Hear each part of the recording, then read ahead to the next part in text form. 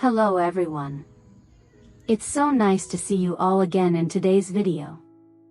As promised, we'll continue the story of Lythieuca and Hùng, two people who have weathered countless storms together in search of peace in their quiet countryside home.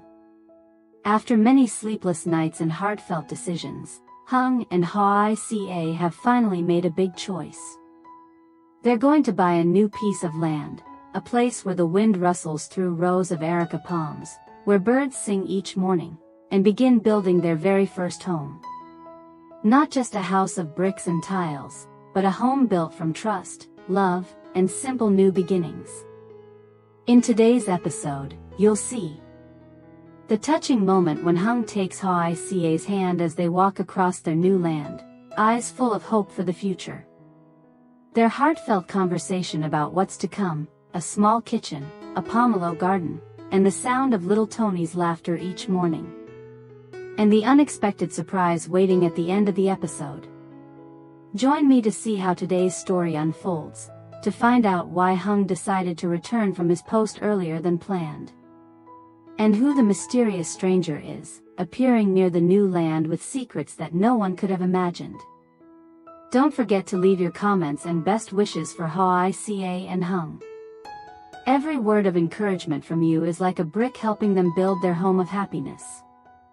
That morning, the sun had just risen, and a soft breeze drifted through the areca palms by the gate. In the backyard, Lythieuca was busy harvesting baskets of fresh green beans, preparing to take them to the market.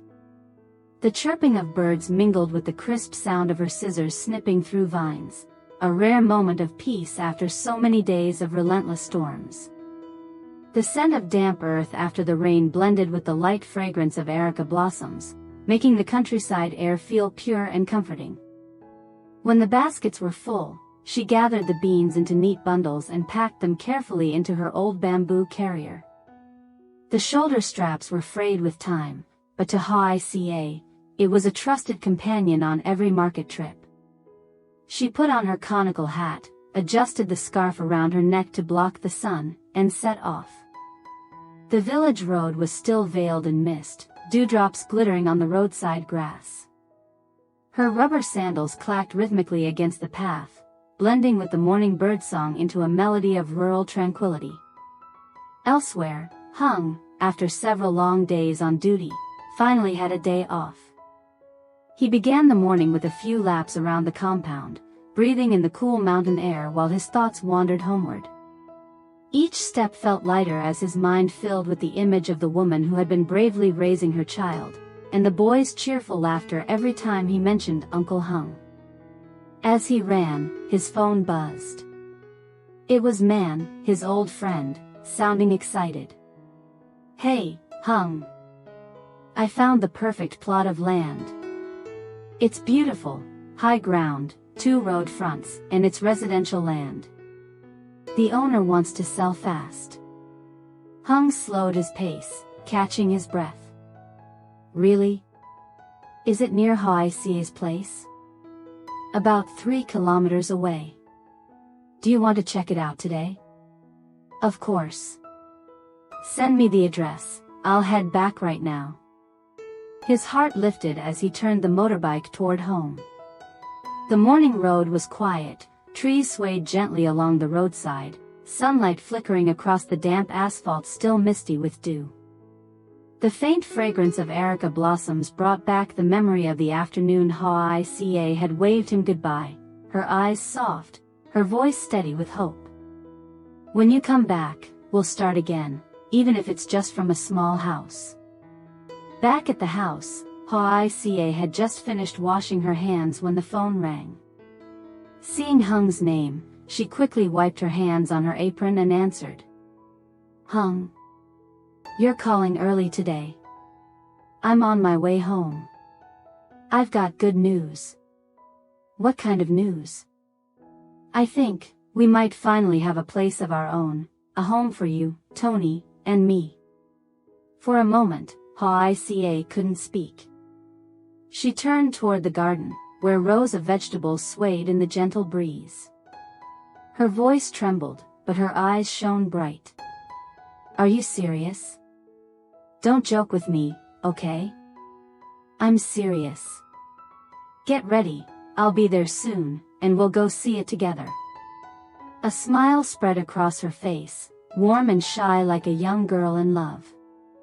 She quickly gathered her baskets, packed them neatly, and reached for her conical hat hanging by the door.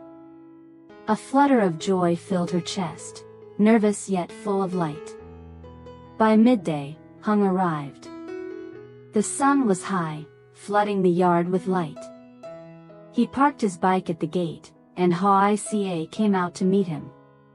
They didn't say much, just exchanged smiles and a look that spoke more than words ever could. Then they rode off together toward the red dirt road winding up the hillside, the place Man had told him about. The road was rough, lined with bamboo that swayed in the wind, carrying the scent of wildflowers and new soil. Hung drove in silence, imagining the little red-roofed house that would one day stand there, surrounded by areca palms, a trellis of gourds, and the laughter of Tony echoing through the mornings. Beside him, Hoài Ca held her scarf, quietly picturing the place she might finally call home. Meanwhile, earlier that morning, she had already been to the market. A few familiar faces called out as she passed. Out early again, Hoài Ca? Yes, I picked a lot of fresh beans today. Want to sell them while they're still dewy. She smiled warmly, her steps light. The scent of areca flowers and wet earth followed her along the road. Nearing the market, the hum of chatter and laughter carried through the air. She set up her small stall near Mrs. Tu's fish stand, spread out an old rice sack, and neatly arranged the fresh green beans into bundles. Before she could even sit down, a customer approached. Are these your beans, Hoài Ca? They look so fresh, must have been picked this morning. Yes, just before sunrise. They're still wet with dew. Soon, a small crowd gathered around her stall. Everyone praised how fresh and tender her beans looked. Mrs. Tu, from the next stall, chimed in with a grin. You can always trust her beans, clean and sweet. My whole family loves them. Laughter and chatter filled the air. In no time, her bamboo basket was empty, only a few bean leaves remained. Hoài Ca gathered them up, wiped the sweat from her brow, and felt a quiet joy rise within her. She thanked her regulars and started the walk home, light-footed and content. The sun was shining bright now, and the breeze from the rice fields carried the smell of straw and young shoots. Every step felt light, tired, but happy, as if she were carrying a small harvest of her own in that now empty basket. What she didn't know was that, elsewhere, Hung was getting ready to bring her and Tony the happiest news they'd had in a long time. Less than an hour later, Hung's motorbike stopped at the fork leading into the village. The narrow concrete road curved gently between two rows of old bamboo, its surface still marked with puddles from last night's rain. The morning breeze was cool and fresh, carrying the earthy scent of mud and straw, mingled with the faint fragrance of areca blossoms from a nearby garden. In the distance, the familiar sounds of the countryside echoed, a rooster crowing, a dog barking, the chatter of farmers heading to the fields, all blending into the calm rhythm of a new day. Standing by the roadside was a lean man, around 45, his sun-darkened face kind beneath a faded brown shirt and rolled-up trousers. In his hand was an old straw hat, worn smooth at the edges. When he saw Hung's bike pull up, he smiled warmly and stepped forward. You must be Mr. Hung? I'm the owner of the land Man mentioned. Come with me, I'll show you the place. Hung nodded, parked his bike, and followed him down a narrow dirt path. On both sides stretched rows of young corn, bright green and glistening with dew. The soil underfoot was soft and damp, rich with the smell of rain and the sweet aroma of blooming pomelos from the neighboring garden. Sunlight filtered through the leaves, sparkling on the dew like scattered drops of glass. As they walked, the man spoke in a calm, grounded tone, the voice of someone who had spent his whole life working the land. "This used to be a pomelo orchard," he said. "It bore well for years, but last year's storm wiped nearly everything out. I hated to cut them down, but I had no choice, switched to corn so the land wouldn't go to waste. My kids are all in the city now, and I'm too old to keep up with it. So, I decided to sell, hoping to find someone who'll care for it, someone with heart." Hung listened quietly, nodding from time to time. He walked a few more paces and stopped at the center of the plot, narrowing his eyes as he took in the view. The land lay on high, firm red soil with good drainage. In front ran a village road. On both sides, green cornfields swayed in the breeze, and a few old pomelo trees still stood, their white blossoms drifting through the air. Far off, the bamboo grove at the village's edge rustled softly, and thin trails of smoke rose lazily from the small houses beyond. It was a picture of rural peace, simple, enduring, and alive. He crouched down, scooped up a handful of soil, squeezed it gently, and let it crumble between his fingers. The dirt was fine and loose. He nodded, speaking with quiet certainty. "The soil's good. If we raise the foundation by about a meter, it'll be perfect for building a house." The man beside him smiled, eyes crinkling with kindness. "If you like it, I'll let it go for 50 million, just like I told man. Honestly, I could get more elsewhere, but he said you work far from home, and that you're buying this for your family. I'd rather sell to someone who'll make good use of it." Hung looked at him, then turned back to the land. Under the soft morning light, the plot seemed to glow, still and full of warmth, as if waiting to begin a new story. He reached out, clasping the man's rough, sun-worn hand in a firm, genuine handshake. "Don't worry," he said. "I'm not buying this as an investment. I'm buying it to build a safe home for Hoài Ca and her little boy, the people I love most. She's been through enough. I just want a peaceful place for the two of them." The landowner nodded slowly, eyes glistening. "Hearing that makes me happy.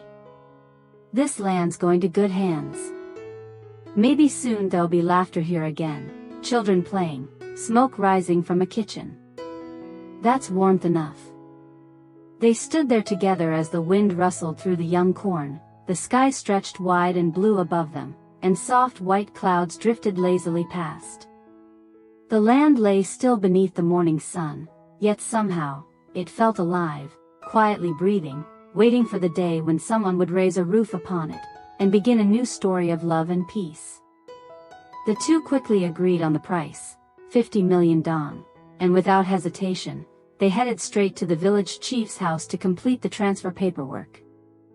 The path leading there wound gently between rows of bamboo, sunlight filtering through the leaves and scattering golden streaks across the ground. The sound of a rooster's crow mingled with the distant clinking of a cowbell from the fields, adding to the peaceful, familiar hum of a rural midday. The chief's house was small but tidy, its lime-washed walls faded with age, and a bright yellow gourd vine blooming across the front yard. Inside, the air was filled with a mix of scents, paper, ink, and hot tea, creating a space that felt both formal and warm. The village chief, a calm, silver-haired man, looked up and smiled as Hung and the landowner stepped in. "Ah, there you are. Leave the papers here, I'll take a look." The three of them sat around a large wooden table, where sunlight streamed in through the window, lighting up the clean, crisp pages. Hung carefully laid out the documents, copies of the land title, the certificate, and the plot map. The chief opened each one, checking the parcel numbers, boundaries, and measurements. Everything matched perfectly. He nodded, took up his old fountain pen, and began writing the transfer document in neat, deliberate strokes. "I'll make sure to note down all the rights and responsibilities of both parties," Hung said. "Don't worry," the chief replied with a smile, still writing steadily. When it comes to land and village matters, it's best to be precise. That way, there'll be no problems later. When most of the paperwork was done, Hoài Ca, whom Hùng had entrusted to hold the title, straightened up and spoke softly but clearly. "Uncle, may I ask to add one more note? When the red book is officially transferred, I'd like him," she gestured toward Hùng, "to be present to sign as a witness. I just want things to be clear so I'll know how to handle them if anything comes up." The chief looked up and nodded with a gentle smile. "That's a good idea. Being careful is never wrong. I'll include that right here.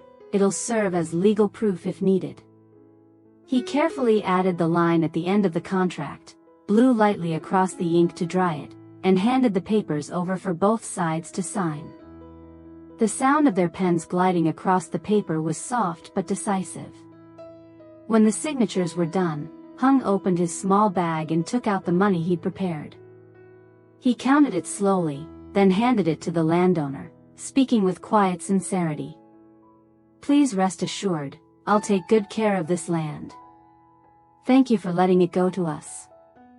The landowner nodded, his face easing into a smile of relief. Turning to Hoài Ca, he said kindly, "I wish you both success. I just hope this land stays in good hands, that there'll be laughter here again." The village chief checked the papers one last time before folding them neatly. He stamped the bottom of the page with a clear red seal, the firm thump of the stamp echoing softly in the quiet room, sealing not just a document, but the start of something new. Hùng bowed in gratitude, accepted the contract, still carrying the faint scent of fresh ink, and folded it carefully into the inner pocket of his shirt. A faint smile touched his face, a mix of relief and quiet joy that he couldn't quite hide. That small sheet of paper, a mere formality to others, felt sacred to him. It marked the first step, the foundation of the home he had always dreamed of. From this day forward, that plot of land would be more than soil. It would be the place where Hoài Ca and her son could smile each morning, safe and at peace beneath the roof built by his own hands. On the way back, the sun was already high, its rays filtering through the old bamboo canopy and scattering dappled shadows across the still damp village road.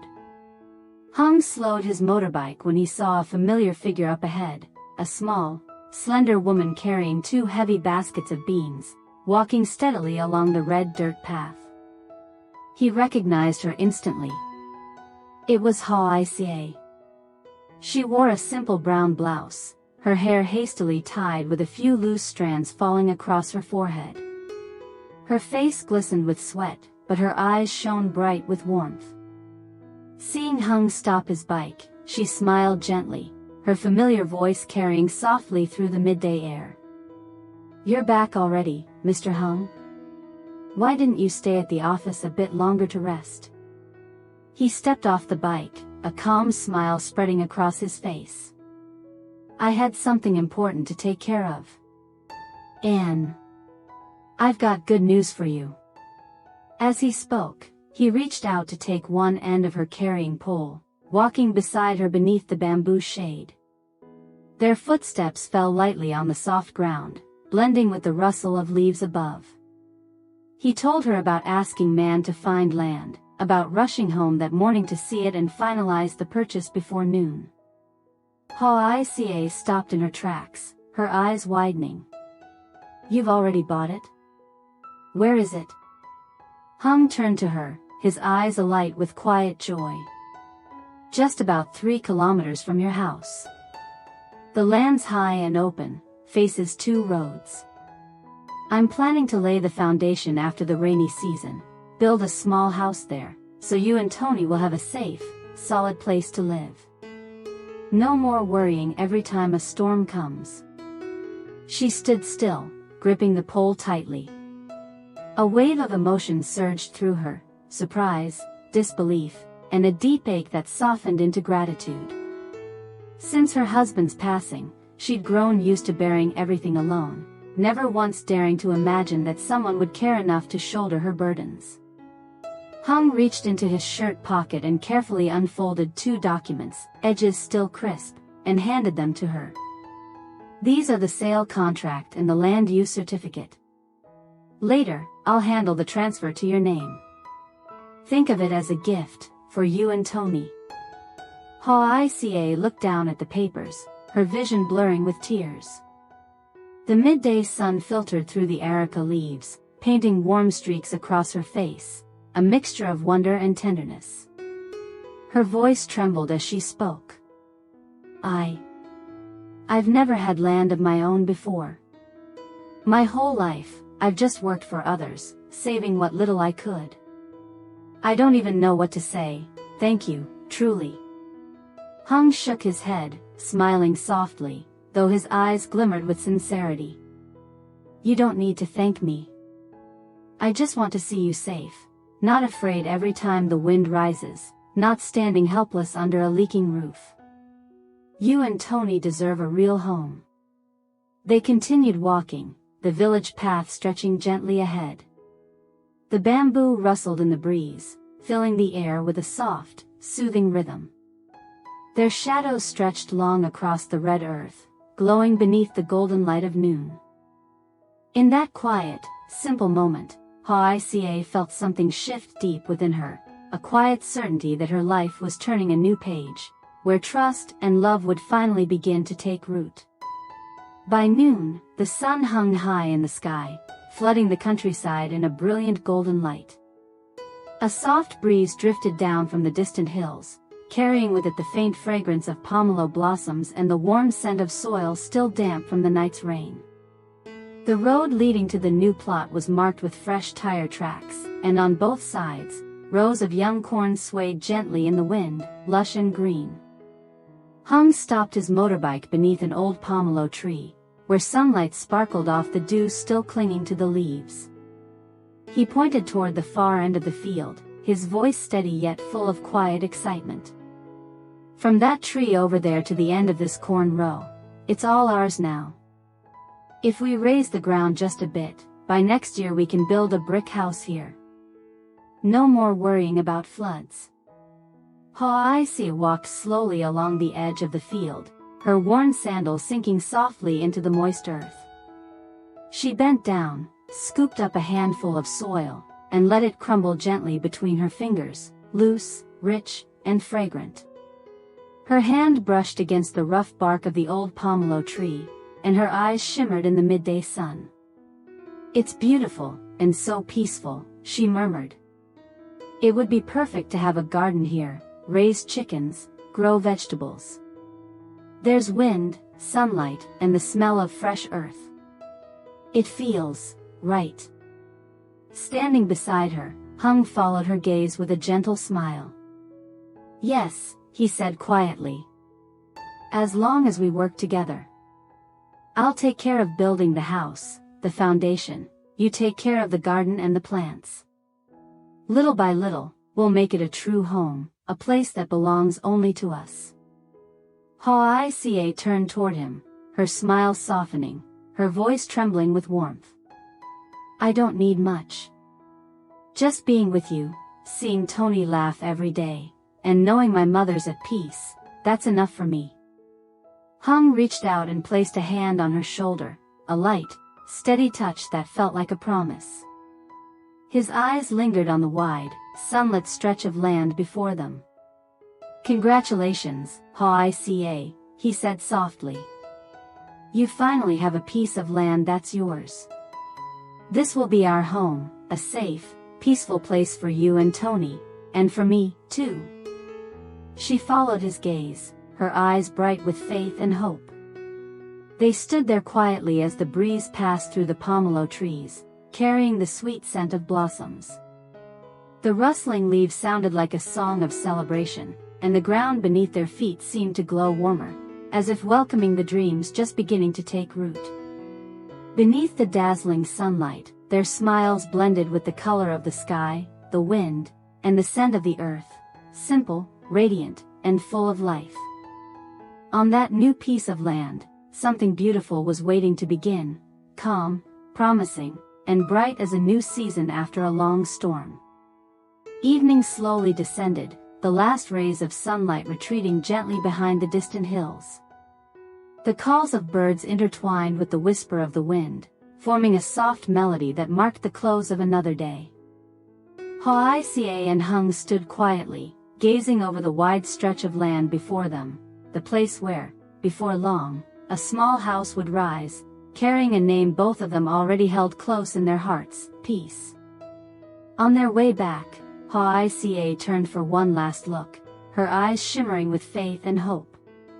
Walking beside her, Hùng silently promised himself he would do everything to turn that land into a true home, a place where she and her son would no longer fear the storms, no longer live with worry and hardship. The day was ending, but something new was beginning, the start of a story where love and perseverance would come together to shape the next chapter of their lives. Stay tuned for the next episode, where Hùng begins laying the foundation for their dream house, brick by brick, beam by beam. And a mysterious stranger appears near the new property, carrying secrets that will turn everything in an unexpected direction. Don't forget to leave your comments and blessings for Hoài Ca and Hùng. Because sometimes, happiness doesn't come from grand things, but from two ordinary people building a small home together, in the countryside, in everyday life, filled with quiet love. Hello, xin chào tất cả mọi người. Mình vừa mới bôi kem dưỡng da.